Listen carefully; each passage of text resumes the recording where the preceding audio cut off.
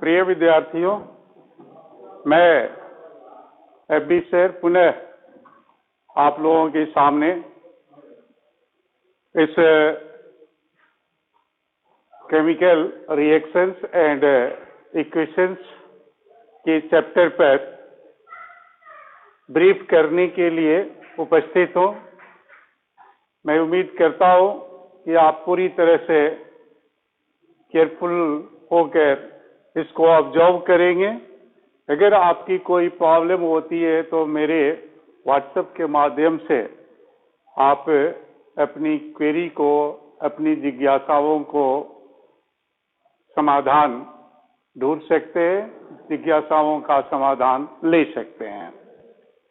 जैसा कि कल की क्लास में हम लोगों ने इंट्रोडक्टरी क्लास दिया था और फिर इस इंट्रोडक्टरी क्लास में various topics that like the writing the formula of compounds, formation of ions, regarding radicals, इन सारी चीजों को हम लोगों ने पढ़ा था। फिर उसी संदर्भ में केमिकल चेंज और फिजिकल चेंज में डिफरेंस भी किया था हम लोगों ने, और केमिकल चेंज क्या होता है इसकी चर्चा की थी। केमिकल चेंज कब केमिकल रिएक्शन हो जाता है इसकी भी चर्चा हमने की थी। और now today in this very class we will study the various types of chemical reactions which we have to study in our standard। अपने 10 क्लास के स्टैंडर्ड में जिस केमिकल रिएक्शन का अध्ययन करना है उनके वेरियस टाइप्स को हम लोगों ने यहाँ पर प्लॉट किया है, और मैं उम्मीद करता हूँ कि आप इसको पूरी तन्मयता के साथ समझने की कोशिश करेंगे और जितनी सिंप्लिसिटी हो सकती है उतनी सिंप्लिसिटी में मैं इसको एक्सप्लेन करने की कोशिश करूंगा। Right now types of chemical reactions. Once more, I would like to brief regarding the chemical reactions. What are chemical reactions? So, chemical reactions are chemical changes in which the new substances are formed with the new properties. And during the chemical reactions, energy change essentially takes place. Energy change in form of heat, light, and electricity. जिसमें heat change होता है उसको हम लोग heat change की दृष्टि से chemical reaction को दो भागों में बांटते हैं, exothermic reaction and endothermic reaction. Exothermic reaction is one in which heat is released and endothermic reaction is one in which heat is absorbed. Now the general type of chemical reaction. So this is flow chart of type of chemical reaction: combination reaction, decomposition reaction, single displacement reaction, double displacement reaction, redox reaction. Double displacement reaction is further classified into three kinds. Decomposition reaction is further classified into three types: thermal decomposition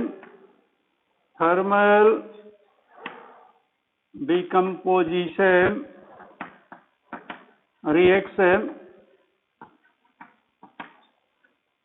electrolytic decomposition reaction,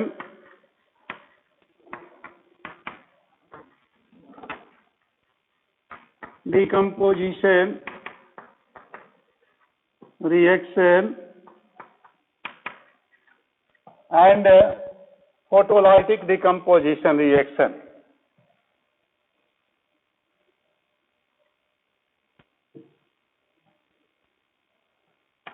Photolytic decomposition reaction.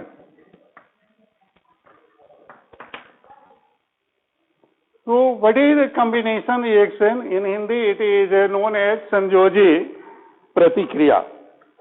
संयोजी प्रतिक्रिया को हम लोग कैसे इसको हम लोग explain कर सकते हैं। संयोजन का मतलब क्या होता है? जुटना। तो जैसे हम लोग यहाँ देखें कि टू थिंग्स अगर आपस में ये रिएक्शन करते हैं, ये suppose these are the reactants, so after reaction these two things or more things combine together to give a single substance। जैसे यहाँ पर हम लोग इसको समझें इस तरह से कि टू और more substances combine together to give a single substance, these are the two substances. और जब हम लोग इनको रिएक्ट कराते हैं तो what happens, the two things becomes like a single substance. या इसको हम लोग यहाँ से भी ये देख सकते हैं कि this is the reactant spot and this is the arrowhead. तो जब हम लोग रिएक्शन कराते हैं तो ये रिएक्शन के क्रम में क्या होता है, आफ्टर ये रिएक्टेंट्स जो है संलयित होकर ये प्रोडक्ट के फॉर्म में सिंगल मॉलिक्यूल दे देते हैं। This is the mechanism of the combination reaction. Combination reaction is also known as the synthetic reaction. Synthetic reaction का मतलब होता है संश्लेषण होता है पदार्थों का, इसमें संश्लेषण होकर एक सिंगल मॉलिक्यूल मिलता है। जैसे general form of the reaction is H A plus B. A and B are two molecules, A and B are two substances and chemically combined together to give a single substance AB. So this is the combination or synthesis of the two or more substances. In very simple way we can explain it as what form equation? Hydrogen plus oxygen. Hydrogen plus oxygen means hydrogen bonds with oxygen to give water. Here two substances, hydrogen and oxygen. The two substances combine together to give water. In symbolic form this reaction may be explained as H2 gas plus O2 gas and it gives 2H2O liquid. This is the balanced form of the chemical equation या balanced chemical equation. तो आप यहाँ बड़ी सुगमता से अब जो भी इसको कर सकते हैं कि हाइड्रोजन और ऑक्सीजन के साथ जब रिएक्शन होता है तो ये हाइड्रोजन और ऑक्सीजन संलयित होकर एक मॉलिक्यूल वाटर देते हैं। सिमिलरली अगर हम लोग इसको सोडियम और क्लोरीन के साथ रिएक्शन कराएं तो बैलेंस करने के लिए हम लोग स्क्रिप्ट यहाँ 2Na plus Cl2, Na is solid and Cl2 is gas, तो 2NaCl this is the solid substance बन जाता है। This is sodium chloride is common salt, तो sodium plus chlorine, sodium chloride, here it is also the example of combination reaction. More example we can take magnesium bonds with oxygen, magnesium in solid state, oxygen in gaseous state to give magnesium oxide solid. तो यहाँ पर for balancing the chemical equation हम लोग क्या करते हैं कि दो कोफिशिएंट लगाते हैं, that is दो स्क्रिप्ट देते हैं तो equation is balanced here. 2Mg plus O2, 2MgO means one substance magnesium, other substance is oxygen, they combine together to give 2MgO. One more thing about the combination reaction. The combination reaction is mostly exothermic reaction. Exothermic reaction means ऊष्माक्षेपी reaction. Combination reaction में प्रायः ऊष्मा जो है निकलती है and so these reactions are called exothermic reaction. जैसे hydrogen burns करता है तो energy in form of heat, यहाँ भी सोडियम क्लोराइड जो रिएक्शन, सोडियम और क्लोरीन के रिएक्शन के बाद क्या होता है, एनर्जी रिलीज होती है। और यहाँ भी मैग्नीशियम को ऑक्सीजन के साथ जब हम लोग बर्न करते हैं तो डिजलिंग फ्लेम एंड हीट निकलती है, तो यहाँ भी एनर्जी जो है वो रिलीज होती है। तो these all are the examples of the exothermic reaction, and most of the combination reactions are exothermic. Regarding decomposition reaction, it is just opposite to the combination reaction. What happens in combination reaction? Two or more substances combine together to give a single substance. But in decomposition reaction, a single substance breaks down into two or more substances. How can we understand the decomposition reaction? Decomposition reaction में इसको हम लोग वियोगी प्रतिक्रिया भी कहते हैं हिंदी में.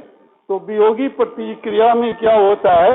वियोजन होता है. वियोजन का मतलब सब्सटेंस जो है, सिंगल मॉलिक्यूल जो है टूट कर टू और मोर मॉलिक्यूल्स में या टू और मोर सब्सटेंस में ये चेंज कर जाता है.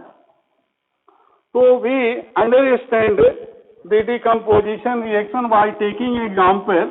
The general form of decomposition reaction is AB. On applying suitable conditions, it gives like what? It gives like A plus B. AB breaks into A plus B.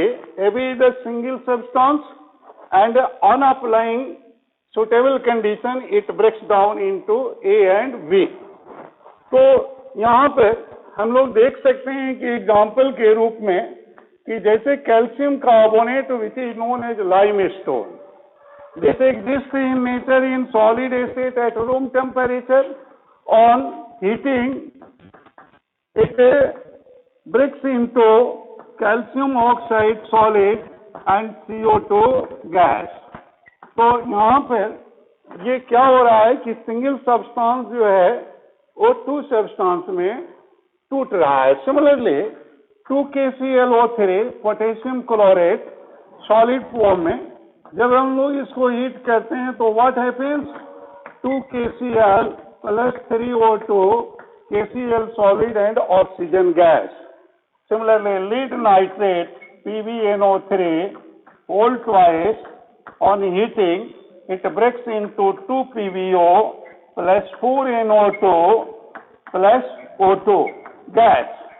तो यहाँ पर ये देख रहे हैं कि सिंगल सब्सटेंस जो है अप्लाइड कंडीशंस के प्रेजेंस में क्या होता है, टू और मोर सब्सटेंस में टूट जा रहा है. यहाँ कैल्शियम कार्बोनेट दो भाग में टूट गया, quicklime and CO2. Calcium oxide is quicklime.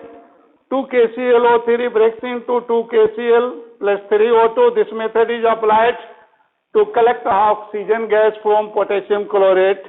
Lead nitrate on heating it breaks into lead oxide, nitric oxide and oxygen gas. तो यहाँ पर हम लोग हीट अप्लाई कर रहे हैं. कंडीशन क्या बन रहा है? हीट. तो हीट के प्रेजेंस में जो डिकम्पोजिशन होता है उसको हम लोग क्या कहते हैं? Thermal decomposition reaction. The reaction that occurs, the reaction that takes place in presence of heat is called thermal decomposition. That is, the decomposition reaction which takes place in presence of heat is called thermal decomposition. These three examples are the best examples of the thermal decomposition reaction. Right now, electrolytic decomposition reaction. So what is electrolytic decomposition reaction? We must know the electrolytic decomposition reaction in terms of thermal decomposition. As we have studied, as we have discussed, that thermal decomposition reaction occurs in presence of heat. So like electrolytic decomposition reaction takes place in presence of electric current. Say for example 2H2O. On passing electric current, not distilled water. You have studied in a standard 9 that distilled water is poor conductor of electricity. So here water means what? Water means mineral water or potable water. Mineral water, water containing minerals, or potable water means water fit for drinking purpose is called potable water. That is, potable water contains minerals. तो जब हम इस water में electric current को पास करते हैं तो what? Water breaks into H2 plus O2. gaseous form है. This liquid on passing electric current converts into gases, H2 and O2. This reaction is applicable in collecting hydrogen gas in bulk volume. Water के electrolysis से hydrogen gas हम large scale पर collect करते हैं. और इस संदर्भ में हमारी एनसीईआरटी बुक में एक एक्टिविटी भी दिया है कि how can you prove that hydrogen present in water is just double the volume of oxygen. So volume of hydrogen in water is just double the volume of oxygen. तो इसके लिए हम लोगों ने पहले भी हमने नोट्स के माध्यम से या व्हाट्सएप के माध्यम से जो वीडियो भेजा था, इस एक्टिविटी को हमने दिखाया था. ये इलेक्ट्रोलाइटिक सेल होता है. इसमें क्या होता है, ये वाटर ले लेते हैं और इस electrolytic cell is device in which the process of electrolysis is done. And इसमें हम लोग कैथोड लेते हैं. Cathode are conductor of electricity और cathodes that is electrodes are conductor of electricity. तो इलेक्ट्रोड्स के जो दो टर्मिनल होते हैं, एक कैथोड और एक anode. Cathode is negative terminal and anode is positive terminal. तो this is the interesting mechanism of electrolysis that inside the electric circuit the flow of electron from negative to positive, that is cathode to anode, but the external circuit is from positive to negative, that is anode to cathode. मतलब आंतरिक circuit जो बनती है वो negative से positive की ओर, जबकि बाह्य सर्किट जो होता है पॉजिटिव टू नेगेटिव की ओर. अब सोर्स ऑफ इलेक्ट्रिक करंट अगर हम लोग यहाँ लगाते हैं तो सोर्स ऑफ इलेक्ट्रिक करंट में भी सेल और बैटरी, और यहाँ पर हम लोग क्या करते हैं, few drops of dilute acid, it में भी हाइड्रोक्लोरिक एसिड, सल्फ्यूरिक एसिड, इसलिए इसमें डालते हैं कि water becomes as good electrolyte. और जब हम लोग सर्किट, यहाँ पर एक और चीज हम लोग करते हैं कि यहाँ पर water filled inverted test tube को हम लोग कैथोड पर लगा देते हैं और एनोड पर ये water filled test tube equal volume का रहता है और इसमें हम लोग वाटर पूरी तरह से भर देते हैं. और यहाँ पर वो क्या होता है कि जब हम लोग इलेक्ट्रोलिसिस की क्रिया शुरू करते हैं तो अगर ये एनोड है, दैट इज कैथोड है, तो इस टर्मिनल को हम लोग क्या कंसीडर करते हैं, this is positive terminal. Positive terminal is anode, negative terminal is cathode. तो कैथोड और एनोड पर इक्वल वॉल्यूम के टेस्ट ट्यूब में पानी को हम लोग फिल करके और इन्वर्ट कर देते हैं. वाई कि जब गैस निकलती है तो ये वाटर डिस्प्लेस होता है. वाटर डिस्प्लेसमेंट मेथड से होता है. Both the gases hydrogen and oxygen are insoluble in water, and so the water displacement method is applied to collect the gases. आपको यहाँ समझना चाहिए कि ये क्यों वाटर फील्ड यहाँ पर इन्वर्ट किया गया है टेस्ट ट्यूब को. It is so because hydrogen and oxygen are insoluble in water and so they are collected by the water displacement method. Right now जब इलेक्ट्रोलिसिस की क्रिया करते हैं हम लोग यहाँ पर, तो ये जो डिस्प्लेसमेंट है कैथोड के टेस्ट ट्यूब पर जो गैस इकट्ठा होती है बाय वॉल्यूम, तो ये गैस जो होती है O2 गैस होती है और इसके ठीक जस्ट डबल जो होता है वो क्या होता है, यहाँ पर हाइड्रोजन गैस डिपोजिट हो जाती है. तो this is the volume of hydrogen and this is the volume of oxygen. Obviously it is clear कि what's the amount of hydrogen deposited on cathode is just double the amount of oxygen deposited at anode by volume. तो ये reaction कैसे होती है जब electric current देते हैं, तो थोड़ा सा मैकेनिज्म भी हम क्लियर करना चाहेंगे. तो ये 2H2O on passing electric current it breaks as 4H plus and 2O, 2 minus. This is the ionization of water on passing electric current through it. What happens at cathode? Cathode is electron sufficient terminal. तो electron sufficient terminal होने की मतलब ये positive ion जो है उसको electron की deficiency है, तो पॉजिटिव आयन कहाँ जाएगा? कैथोड पर जाएगा। तो ये 4H plus it gets 4 electron and it converts into 2H2 and at anode पर क्या होता है? एनोड पर ये कौन जाएगा?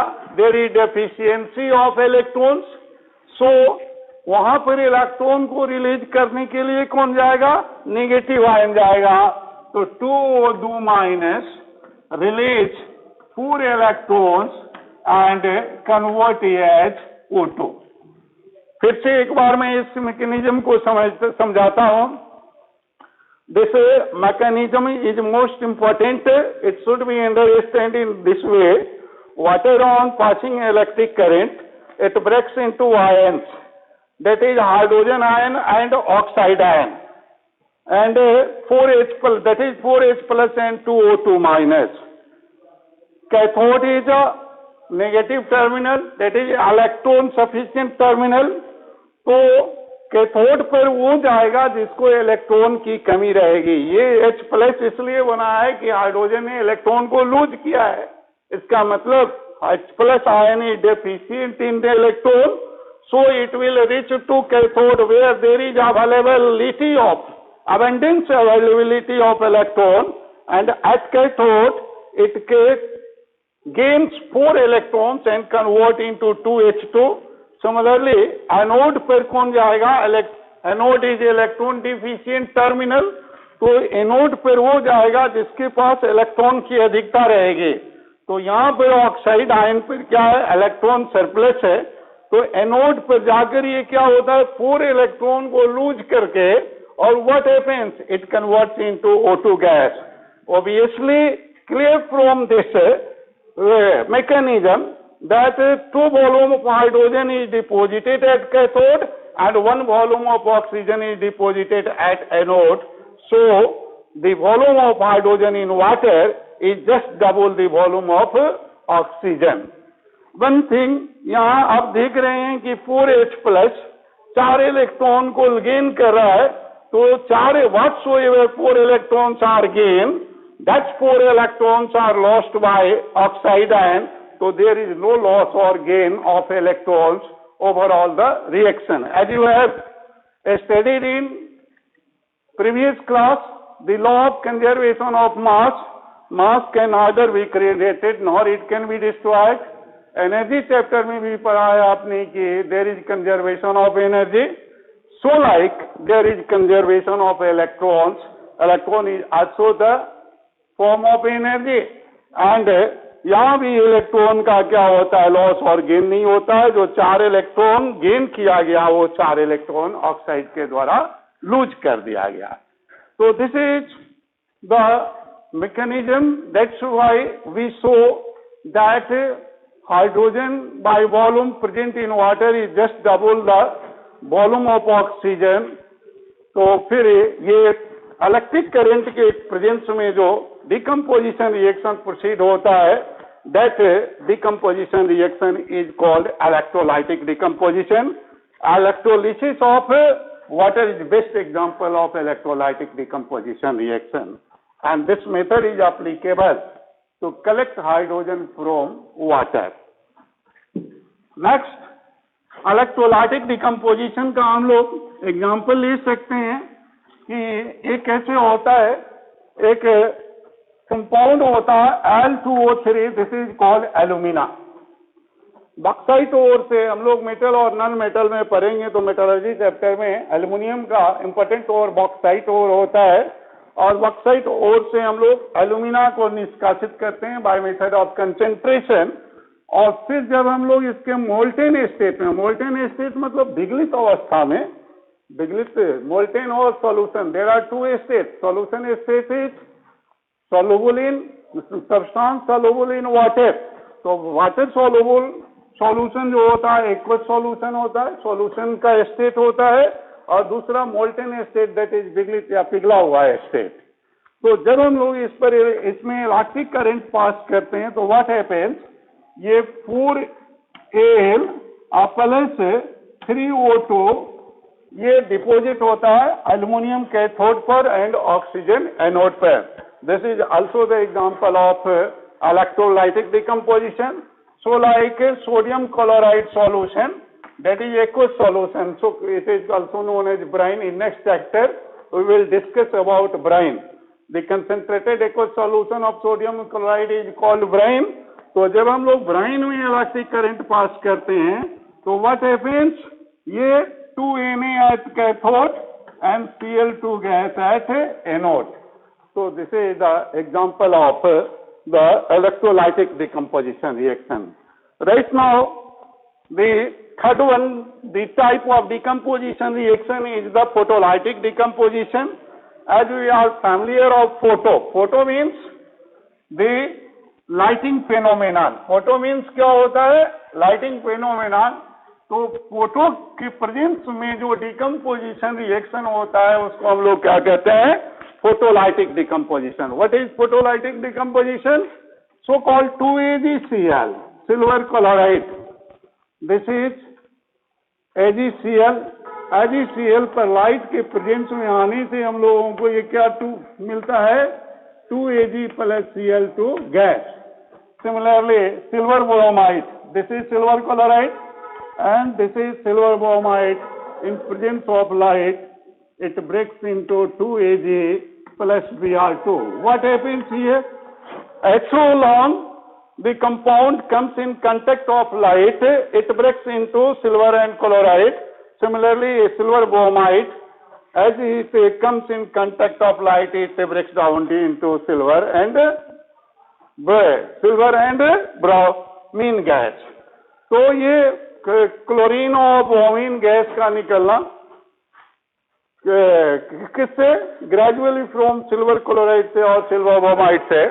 इस रिएक्शन का एप्लीकेशन हम लोग कहाँ लेते हैं, जैसे हम लोगों का फोटोग्राफिक कैमरा होता है उसमें फोटो रील जो होता है तो उसके ऊपर जो होता है वो क्या होता है, सिल्वर क्लोराइड का लेयर होता है या सिल्वर ब्रोमाइड का लेयर होता है, because they are more sensitive to light. और कोई फोटोग्राफर जब फोटोग्राफिक कैमरा का यूज करता है, फोटो लेता है तो तुरंत उसको कवर कर देता है। Why is it so, because reel does not destroy, reel जो है वो बर्बाद ना हो इसका ध्यान रखते हुए, क्योंकि वो लाइट के प्रेजेंस में जो लिया गया फोटो है वो क्या खराब हो सकता है। या अगर आप बॉडी पार्ट का एक्सरे कराने कभी गए हैं एक्सरे सेंटर पर, तो वहां जो टेक्नीशियन एक्सरे लेते हैं बॉडी के डिफरेंट पार्ट्स का, so they dry the photo in dark room, they don't expose the photo plate in the presence of sunlight and other light.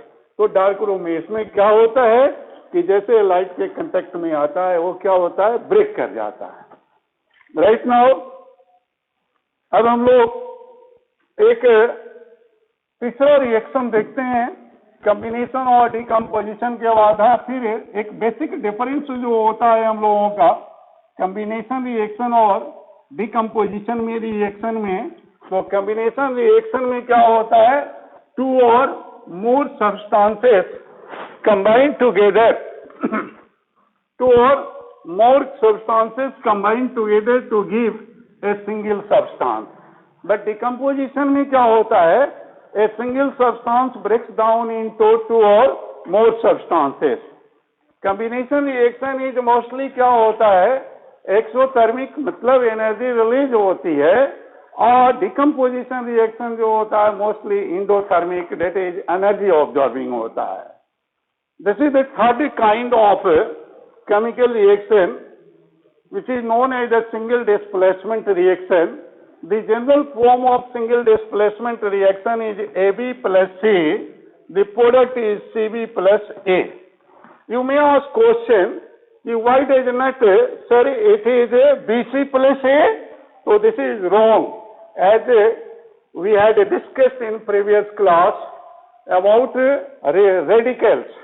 And a compound, generally the ionic compound has two radicals. One is a basic radical and other is acid radical. Basic radical is always kept on left side and acid radical is kept on right side. That is, basic radical means cationic part या positive part, and acid radical means anionic part और negative part. तो जैसे अगर हम लोग ए भी अगर यहाँ लिखते हैं तो A is plus and B is minus, और एक्स वाई कोई कंपाउंड लिखते हैं तो X is plus and Y is minus. तो पहले हम लोग प्लस वाला लिखते हैं, दैट इज बेसिक पार्ट लिखते हैं, और देन एसिड पार्ट किसी कंपाउंड के फॉर्मूला लिखने में. So for example sodium chloride is compound of sodium and chlorine. तो sodium is plus and chlorine. We know that ionic compounds are compounds made up of ions. और ionic compounds में क्या होता है, एक पॉजिटिव आयन होता है, एक नेगेटिव आयन. पॉजिटिव आयन का क्या होता है, बेसिक रेडिकल हम इसको कहते हैं. नेगेटिव आयन का क्या कहते हैं, ना नेगेटिव आयन को क्या कहते हैं, एसिड रेडिकल. तो in any ionic compounds there are two radicals, जिसकी चर्चा हमने कल की थी. One is positive radical and other is negative radical. Positive radical is always right on left side and negative radical is always right on always written on right side. Here example of sodium chloride.